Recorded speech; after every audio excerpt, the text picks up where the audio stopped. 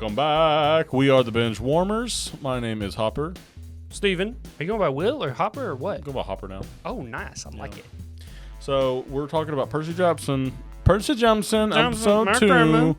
Talking about the man with the horse legs. Literally my favorite show. I was like thinking, man, maybe this show's not for me. Now, Minotaur with the underwear show up, and I say yes. You do that voice a little too well. It's because it's my real voice, and I'm actually level 42 samurai. So step off. Can you do the scrub thing? The scrub. No. Another day. Another day. Another win for the OG. Cleaning up the sweats or something. Oh, yeah. Taking down the sweats and pastas among us. Hey, remember to like and subscribe and comment and share this video with all your Percy Jackson loving friends. I'm a little tilted on this angle. Hit that notification bell as well. Please do that. The noti. My buddy Birdie, he goes, tutty. That's a tutty, baby. What does that mean? Touchdown. Oh. He goes, tutty. That's what I call 30 minutes after. Tutty. You just have a speech impediment. Yeah, that's true. Hey, so Percy's back. He's Guess dragged who's into Camp Half-Blood by his buddy Grover. Yeah. After killing a Minotaur. Yeah. So how does that work? Like, did he just pass out because it was a stressful fight, or was he hurt? Yeah, I think it's a little bit of both. They were in a car wreck. That's fair. Yeah. He got hit by a bull. We didn't talk about the car scene or the chase scene in the other video, but it was pretty effective. Yeah, it gained on him a little too quick, but yeah, it's fine. It also in the book, it got struck by lightning. Zeus went. Oh yeah, I remember that. You know, but it was a pretty good fight. I just wish it was a little bit lighter. We talked about the darkness. Yeah, I couldn't see too much. This episode is a lot lighter. The main action scene of the episode takes place in broad daylight. You're introduced to ton of characters. The whole camp worth of characters. So good. Yeah. We get a lot of. We meet Clarice. We meet Annabeth. Mr. D. We get Chiron. Mr. Brunner is actually Chiron. Yep. We get Luke too. Really good. Oh yeah. Rendition of Luke like that. Did you like Luke? I thought Luke was kind of weak. Really? I don't know. He does kind of have the TikTok hair. TikTok hair. He was kind of like Disney Channel actor, like we were talking about with Grover. Yeah, he was a little bit like, "Hey man, what's up? Okay, cool. We're cool." Oh yeah. Yeah. Hey man, I don't think he's the strongest actor. No offense to the guy. Obviously he's way better than me. Yeah, he got a job. At one point, because they're like, Luke's like the strongest fighter in the camp, but then later he's like, Annabeth's the strongest warrior I've ever met. I'm like, you're 5 years older than her, dude. Come on. Well, she's and don't get me wrong, I love Annabeth. She's awesome in the book. But don't. Who's her mom? Athena. So Athena's probably a better fighter than goddess of war and strategy. So that's why she's stronger. Wisdom. You know what I mean? She's got the genes. Yeah. It's in her genes. It's in her DNA. So I like all of them. They're really good. She was pretty strong. Annabeth was pretty strong. Yeah, she was almost really good just because she didn't say a lot. What she did say was just like... That's true to the character, right? Yeah. Like she's sort of aged. Like she hadn't really... Yeah, she's wise beyond her years. Grown up on the streets kind of thing. Yeah. Like she had to fend for herself all of her life. You know, she kind of has to... She lives at camp. She's been there since she was 9. And I get that. They talk about... And again, they talk about how she wants to go on a quest. They don't really show... They don't show you... I mean, I guess they kind of show you that because she's motivated, but Yeah, and she's like, is he the one? And yeah. They say that at the end of the first episode. And he's like, hush, Annabeth. Just get him inside. Shut up, bitch. Yeah. You know? Yeah. No, you get introduced to Mr. D, which is great. We get a whole scene where Percy's like, my dad should be around here somewhere. He's kind of a Greek god. And you get Mr. D played by Jason Matsukas. And he goes, son, I'm your daddy. And what's cool, guys, is again, he's giving him a hard time too. He's like, where's my dad? I need to find him right now. And he's gonna give him sass back. Like, hey, Peter Johnson, or whatever he called him. And it's part. That's just what he does. But also, guys, before we get too much further into this, spoilers will be told in this episode. So if you haven't watched the second episode, go watch it. If you don't care, keep watching. I spoiled the first episode right off the bat. I was like, he killed the bull. Yeah. But what's cool, it's funny because Mr. D's punishment is that he chased the wrong nymph or something. So Zeus said, you're going to go to Camp Half-Blood, 100 years. You can't drink alcohol. 100 years? Yeah, it's 100 years. Oh he's my going to God. be down there. Later, he has kids there too, doesn't he? Yeah, he's got twins, Castor and Pollux. So they probably have the most good relationship with their parents. Maybe. The gods are really kind of forbidden to interfere with their kids, so I don't know how much one-on-one time he's allowed to have with them. I guess there's a part in this where Luke tells Percy, he's like, you would go crazy trying to wonder what the gods are doing. I think it's because they're not omniscient, but they do know a lot more. Yeah. So if they start, like, you see this problem a lot, just throughout the course of the books, Luke's main gripe is that his father's never around. Yeah. But then you hear from Hermes himself, and he says, I would love to be there with my son every second. But if I'm there doing that, it's going to be worse for him. He won't develop as he needs. Like, this stuff helps him. And if I help him with everything, it's going to turn out worse, and he's still going to blame me. So it's a lose-lose regardless. Mm-hmm. So the gods could probably be a lot better, claim their kids. Well, let's talk about, is this true to the Greek gods of legend, or is this sort of lazy writing? Like, is this just like, oh, yeah, they can't interfere? I don't think it's lazy writing. I think it's this. Okay, so here's the thing. It's hard to have like omniscient characters be in the story with because then characters. It makes it too easy. It's a cop out. Yeah. Why does any of this happen when Zeus can just come? If they were more involved with mortals, then Zeus could come down and fix this himself. You know what I mean? And there's and I'm going to go also lot they're with, petty too. Like they're definitely flawed characters. They're not like how Christians. Yeah, they're just super buff beings. You know? He mentioned Jesus in the first episode. Yeah, he's like Jesus? No, not God. A God. He's a God. Okay, that defeats the whole purpose. Percy's kind of fitting in camp a little bit better. He thinks Luke and his friends are going to bully him, but he's like, "Oh, you're going to give me a hard time. I've had enough of it." Yeah. And the kids are like, "Oh, sorry, man. Sorry, bud." Yeah, we're chilling. I kind of like that everyone goes to the Hermes cabin if you don't have a dad. Because of God of Travelers, I remember in the book too, like Percy feels sad about going to live in the Poseidon one because like all of his friends are in the Hermes. Yeah, so he's just by himself again, alone. Anyway, but yeah, so the pretty strong start, pretty good introduction to these characters. Mm-hmm. Annabeth, obviously, she comes up and she's like, well, we hear from Luke that she's, stalking him. Yeah. And that's a funny moment. He's like, are you stalking me? She goes, yeah. Yeah. And looks like, of course she is. There's like this whole thing, she's gonna, until she sees something in time. And they put her in, well, they have like this kind of gladiatorial combat, capture the flag type scenario, which is what what Chris Columbus was saying was going to be too cheesy about his movie if they were kids. Yeah. But I maybe heard that quote wrong because it was, I think what he meant was like, it's a little cheesy that they're like fighting with wooden sticks and shields. But that wasn't in the book like that. They were, fighting with swords. Yeah, they spar with wooden shields, but then they have swords and stuff for the battle games and stuff. So I don't know. I think he was just trying to make an excuse to get it a little bit different from Harry Potter. To throw back, I finally remember what I was going to say. To the gods like interfering and stuff. Like mythologically and according to the books, like there's like ancient rules that the gods have to listen to where they can't impede on other gods like land and values and stuff. So that's why demigods are like the go-between. The gods can't directly interfere with each other. So then they have the demigods go and do those things for them. I like that. That gives it a little more like urgency and stuff too. Yeah. Like you've got a patron. Like that's how it feels in this. Yeah, you've got a patron, someone who can support you. You get cool powers from them if you get a cool powers. You get a cool magic item. Yeah. What would be a Hermes power? Flying shoes or flying. That's not a power though. They give you flying magic shoes. Yeah. Like he gave them to one son. Thievery. I don't exactly. Your sneak is all the way up to 100. Yeah, he's like Ocean's 11. Is he just George Clooney's actually the son of Hermes? He stole spoiler alert. He stole the bolt. That's true, actually. Yeah. So maybe. That's he's a good sneaky point. boy. He's sneaky boy.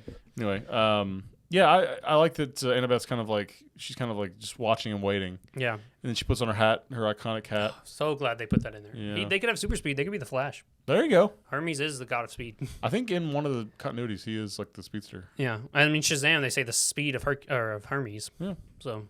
He's probably a fast boy. But he's got the wings, like fly. It's like the jet ray. Yeah, because he's a messenger. It's like a jet ray argument where is jet ray faster than accelerate because he didn't have to have friction. He can just fly through the air. That's true. You have air friction.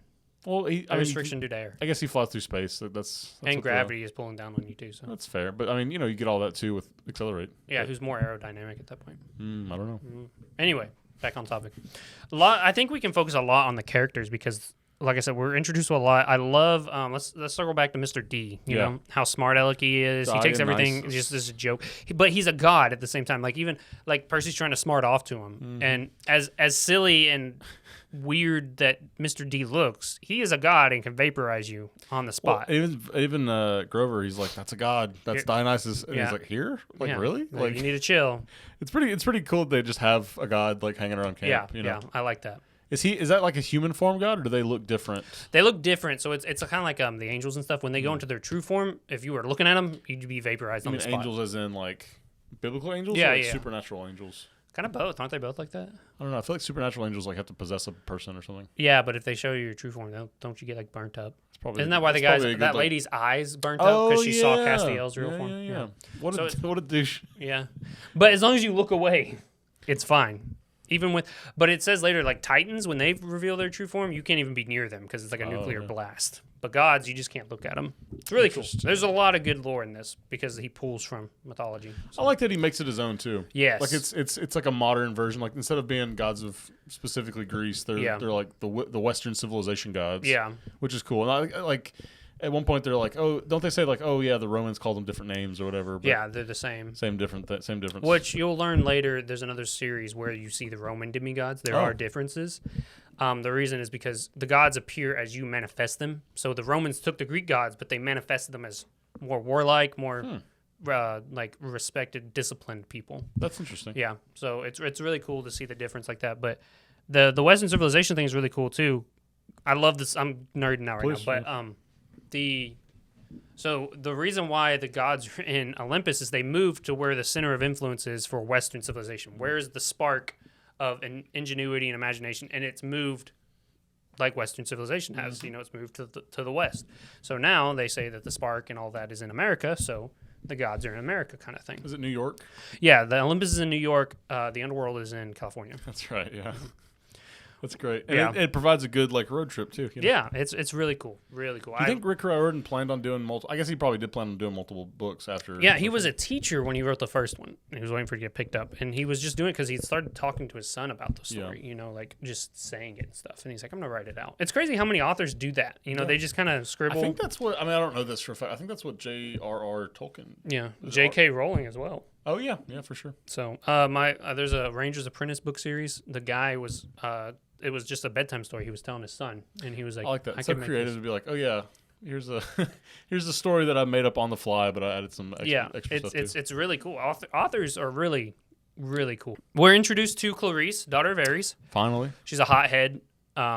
She's like bigger, you know, taller than the other kids. She's about Percy's age. She looks older too. Yeah, but she's Percy. They don't say the age, but it's supposed to be she's a big brute kind of thing. I kind of liked. It was sort of honest for her to be like, "I'm just jealous of you, and I want you to tell people you're lying." Yeah, you're lying. You made it up. Like I like that she just admits to that. Yeah. You know what I mean? Like in different media, it's not like as straightforward. You wouldn't get that. Like it would just be someone that's trying to. It'd be kind of a hammy kind of explanation of like, maybe like a Helga thing too. Like, oh, I love you, but I can't say that. Something like that. Yeah. But in this, it's totally like you're gonna tell people that was all a lie. Like how I've been trying to look this cool, and you do it day one. Yeah, that's not happening. It's not vibing with me. Yeah.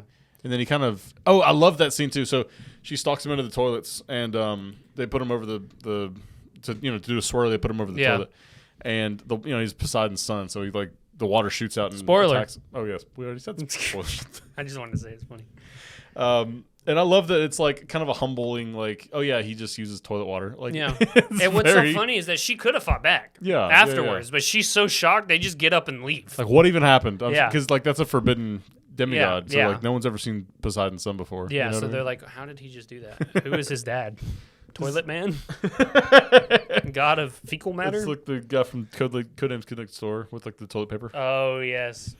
The villains in that show, bro. That's a pretty fun show. Yeah, it is. We'll have to talk about it. So much of it, though, There is. Anyway, I'm sure we'll run out of content in a million years, and we'll be able to talk about it. Yeah. But Clarice has a really cool magic weapon. She's got an electric spear given to her by her dad. It looks good, too. Yeah, it looks real sharp. Yeah. And pointy. Stabby. Yeah. I wouldn't want to get on the business end of that son of a gun. The setting for the camp is really nice. It's in the woods, but it's like vast. It feels like a summer camp, yeah. Yeah, it feels really good.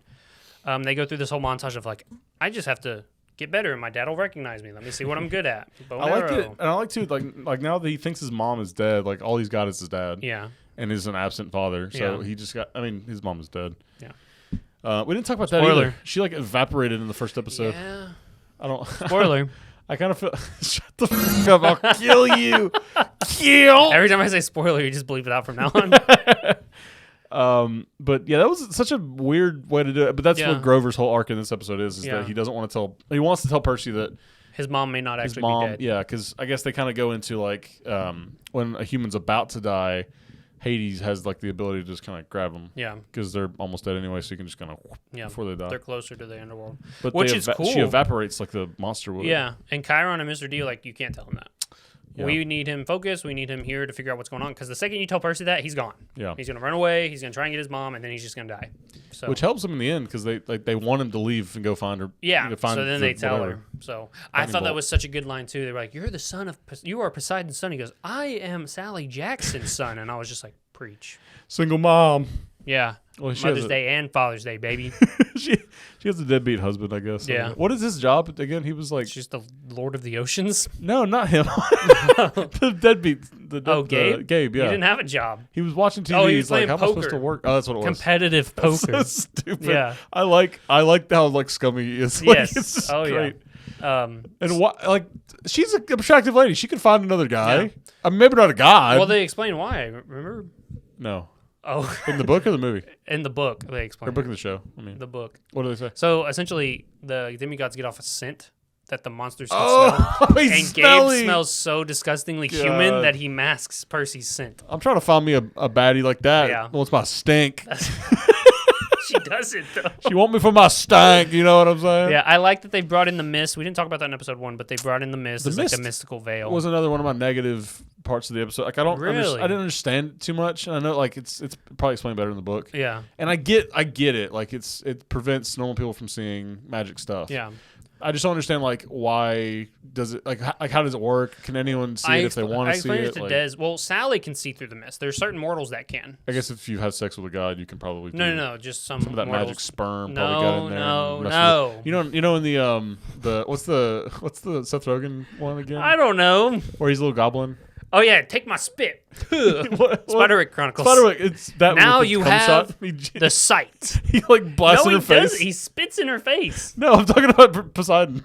Oh, shut up! He gives her the Get a little magic seaweed in there. No, but the mist, I was explaining to Des, it doesn't fully block it. Like, let's say you had a sword. Yeah. A person would see it as like a bat. Okay. So they still see something. It's just not the same But thing. then that opens a whole line of questions. Like if someone walks behind Mr. Brenner, Yeah. would they feel a horse body or what? No, is it? he's in his wheelchair. It's actually compacted into the wheelchair. Oh, Yeah. So this is funny. You know how when you read it's a like book, hammer space. well, you like know in when you read a Spider-Man. book, you get imagery. Yeah. A really big popular book series at the time was the Animorphs. Oh yeah. So it would show the thing. Well, at one point they describe him sitting in his chair, and in my head I had the Animorph vision of him just going from a centaur into a guy in a wheelchair. That's pretty good. That's pretty funny. But- I want to see the Photoshop of that. Yeah. You can do it if you I want. know. That's okay. Editor will do it for us. No, he won't. No, I know him. you won't. So character-wise, we've got some strong characters. Yeah, I'm trying to think of who else we hadn't talked about yet. I think we talked about all of them. We can talk more about. No, we talked about Annabeth a pretty good bit. Yeah, I mean, I liked her. There was some controversy about her casting. Yeah. Obviously, she doesn't look one-to-one like the book. Yeah. But I don't think that matters I necessarily. don't. It's such an old book anyway. I can get it though if people are like, it's a 15-year-old. Like I've read the books 6 or 7 times, so Yeah. it could be you finally want as 1-to-1 of a ratio. I can see Yeah. why people would be upset. It's a Well- weird thing to get upset about, especially when they're kids. Yeah. A lot of people have been giving her hate online. Don't And don't she do does that, a good guys. job. Like, Yeah, she's not a bad actress at all. She's just an actress doing her job. I think- Don't send her hate. She's like 13. Come on. Yeah, I'm excited to see like more of their dynamic, like Yeah. her and Percy, Yeah. because they don't really have. I mean, like it's sort of like a mysterious, like why are you so interested in me kind of thing. Yeah. And they say that she wants to go on a quest because that'll be what is the thing like she wants to go on a quest because that'll finalize her training or something. Yeah, because she's done everything else. The only other way to prove herself is to go on a quest. I like that, and Yeah. that gives you a reason for her to be there Yeah. and like be interested in him from the get go. Yeah. And I like that there's like it says like there should be 3 people on a quest. And we've But it's already the got rule of 3. 3 Yeah. fates, 3 harpies. Yeah. They talk about it a lot. Yeah, in comedy it's a setup continuation of the punchline. So Yeah. everything's got 3. 3 is just good for human brain for some Yeah. reason. It's like a good Brain number for good. us. Brain good. Yeah. So good cast. The fight scene, we got to talk about it. Annabeth is spying on Percy while he's beating him up in the He's flossing, bathroom. just hanging out. Oh, no, I'm that talking fight about scene. that. Yeah. So she's like, "What are you thinking?" And she was like, "I think I need you on Capture the Flag." Yeah, and yeah, we yeah. think, "Oh, Percy's getting it." He's like, and he tells her, "Look, I want to get glory. I need glory to talk to my dad," kind of thing. Oh, I was gonna say that too. I like that he has a motivation in this Yes. episode beyond just like that makes it feel like you can just watch this episode and be content with this. You know, I mean, even though like obviously there's way more to it. Yeah. But it's not just like, well, my mom's dead and I'm just gonna be pout and whatever. Yeah. Like he's like, no, I need my dad to notice me, so I need to start fighting people and getting whatever. Yeah. So she's like, yeah, I got you. So she's like, just stand here. And, I'll be back. And she puts her hat on, visible. Whole thing, Annabeth was just using them as bait because she knew that Clarice would go for her and then leave the flag for them to take. But what I didn't get, she just like stuck around. Yeah, she just watched. He got jumped though. Yeah, jumped. Like, he was getting ping ponged around. I think she intended on cutting in if she needed to, but there at the end when he was in the water, he was kind of fighting him off, which is true to the book as well. So he ends up like breaking Clarice's staff, and she's so pissed about that. Well, I don't know. There was a weird line at the end where she's like, thanks, Percy. She was like, great job, Percy. And then she's like, sorry. And she like throws him in the water. That's Disney Channel. Yeah, it's weird because in the book, it's he gets like attacked. Falls in the water, doesn't he? Well, he gets attacked by the Hellhound. And the Hellhound knocks him in the water and he feels good again. So he kills the Hellhound. And then she's like, step out of the water. And he does. And he says, oh, I'm instantly tired. My wounds are coming back kind of thing. And she goes, get back in the water. And he gets back in. And that's when he gets claimed and all of his stuff is healing and stuff. That looked pretty good. That reminded me of like I don't know why, like specifically the Hades imagery from the video game Hades. Oh, it like looked like a boon that he was going to grab and get something from Poseidon. I don't know why. I love the introduction too. He's like, son of Poseidon, Stormbringer, Earthshaker. I'm like, those are sick titles, pretty dope. He's 13. He's the god of earthquakes. He's the god of the oceans. Like Poseidon. God of zebras. Yeah, horses. Yeah. Which, spoiler, Percy can talk to horses. Sweet seahorses. All horses. Do seahorses count? Yes. Can he talk? He can actually just talk to all. He can actually just talk to all fish. Oh, cool. But he can also talk to horses. That's pretty cool. It's weird that the gods have so many different things. Well, they got to be gods of something, I think it's so great that horses is like, I guess like waves. That's what they made them off the crest of waves, which is really cool. It's really funny because in like the fourth book, this guy's like, go clean out my pasture and I'll let you get this. And he goes to the pasture, there's a bunch of human eating horses. Oh. And no one can go in there and clean because they'll kill them. So they've got like 3 feet of dung across the whole thing. And he's like, here, I'm here to help. And like, we're going to eat you. And he's like, but I'm a son of Poseidon. He's like, oh, bring him too. We'll eat him too. The horses do not care that he's a son of Poseidon. That's usually so it throws some weight when he says that. But they were like, oh, we'll eat him too. I bet you he's tasty. That's so funny. Is that like a Greek thing? Like the horses eat people? Or? Yeah, there's a group of horses that will eat you. I don't remember what they're called, but there is. That's pretty good.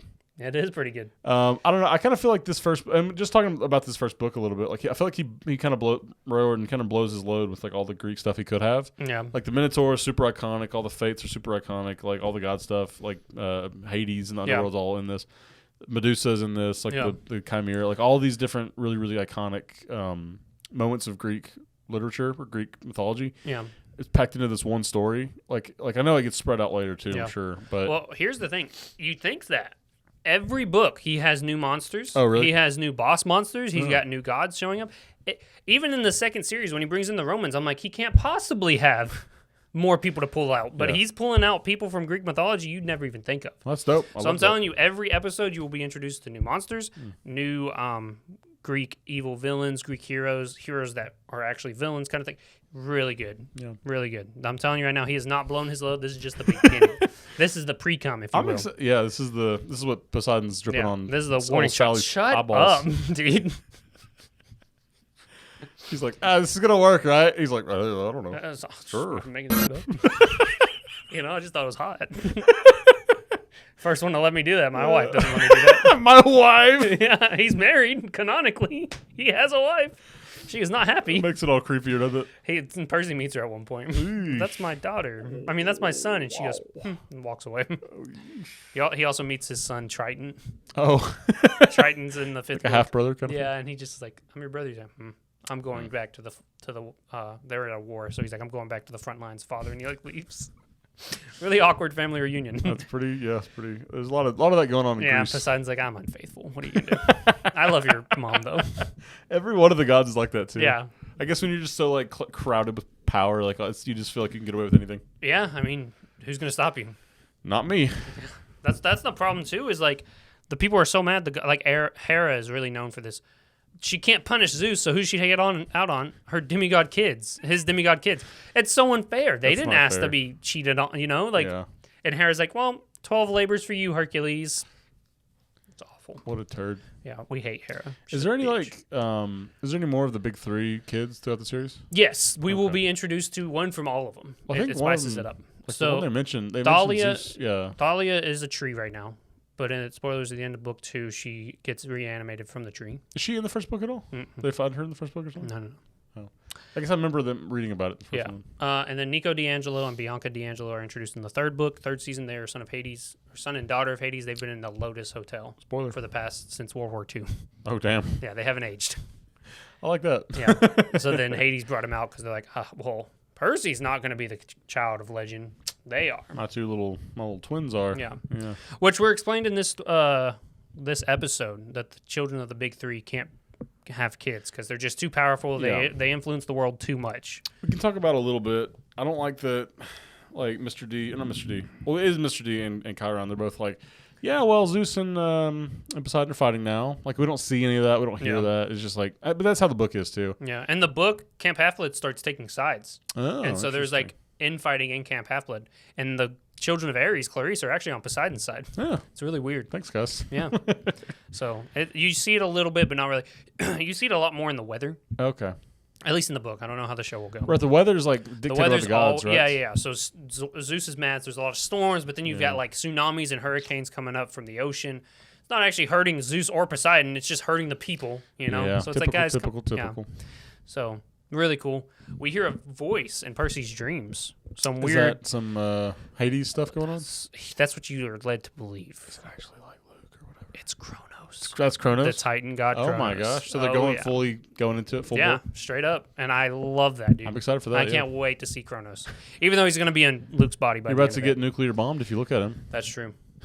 Oh, you meet Hyperion too? He's a Titan. Oh. So cool, dude. Oh, he's so cool. I guess there's a lot of Titans you can probably pull in and stuff. You see Atlas in the third one? Oh. He's called the General. Is he just holding something He's this up? like dense motherfucker, dude. They said he jumped down, he cracked the cement. Oh my gosh. Well, yeah, he holds up the world. Yeah. So there's there's a Superman comic where he does that for a little bit. yeah, so he can go see his daughter Calypso, which is also in the series. I put that. Yeah, she falls in love with Percy. A lot of spoilers here. I love this book series, so I'm telling them everything. Spoiler thing. Yeah, the book's been out for 15 years. Go read it. It's on sale. Actually, check out thriftbooks.com. This is not a sponsor, but I found them the other day. You can buy books for like hella cheap there. Oh, I guess so thrifted. Yeah, and it's like $3 books, good condition and stuff. You know, I still like the library. I don't know why people don't talk about the library much. I feel like they just don't ever have the books I want when I go there. That's true. I remember trying to check out the second Percy Jackson book as like a middle schooler or something. Yeah. And not being there. So Yeah, the only reason I read it was because my teacher had them down in Florida. So very cool, very cool. What else we got? Anything else negative about the episode? Negative. Percy does a little bit of a floss in one of the parts. Yeah, that was kind of weird. I mean, it's fine. It reminded me of Sonic when Sonic did it. I'm like, it's Sonic. It's good enough for Sonic. It's good enough for Percy. The floss is just iconic. People are going to do it. Is it one of the iconic dances where we can just put it in media though? I guess so. It's got to be at this point. So yeah. What a world we live in that Fortnite has influenced everything. I guess Percy plays Fortnite. Oh, that's what I was going to ask too. What time period does this take place? Because they don't really have phones. So Rick Riordan talks about how he doesn't want to give a timestamp in the interview, so it's just modern day. That's all you know. In the books, technology doesn't really agree with the Greeks, the demigods, so they can't really use phones and stuff. It acts up. Basically sends out a signal flare that lets the monsters know that they're there. Interesting. So that's interesting. Yeah, so they don't use a lot of electronics, which is cool. I kind of like too. That's the explanation for like why he gets swarmed by monsters. Is like, oh yeah, they just like as one of the big three, like you're going to be prone. Like they're just they're attracted to you. Yeah, they sense you out. Yeah, they want to eat you. Because what kind of think of the bragging rights a Minotaur has when I killed a son of Poseidon. You know, they don't. They never asked the age though. You know what I mean? Oh, how old was he? He was 10. Doesn't matter. Doesn't matter. You know, he had a sword. Well, you know, a 10-year-old did kill the Minotaur. So he was 12. But I'm saying, 12. Yeah. If like a Cyclops had killed him at 3 years old, baby. Yeah, it's like what? You killed a kid, buddy. I'm a winner. I'm a winner. Give me that glory. Yeah. So, no, really good episode. I think I like the second one a little bit better than the first one. Yeah, it felt a little less rushed, a little more spread out. You get your characters kind of introduced to. Yeah. Like you get Luke, you get Annabeth, you get Grover kind of stepping into his role a little bit more. I love that Chiron's in a 3-piece suit. Yeah. I love that so much. Well, I guess it's a 3-piece. It's 3-piece. But yeah, let us know what you guys thought about the second episode. If you've watched it, if you haven't, what are you still doing here? Go watch it. Go watch it, yeah. favorite character, what you're most looking forward to. If you're fans of the book, which I think most people who are watching it at this point are fans of the book, what are you most excited to see on the big screen? What are you kind of hoping they do with it? Let us know. Are you hoping they don't do certain stuff, like they reimagine certain things? Or? Yeah, do you want some creative... And I'm okay with a little bit of different creativity. You know, keep it sets fresh. It apart, yeah. Yeah, I had to stop in my head. I was watching it and thinking, did that line up? Did that line up? And I really had to just be like, watch the show. You can always rewatch it. Yeah, just watch the show and enjoy that it's a show now, you know?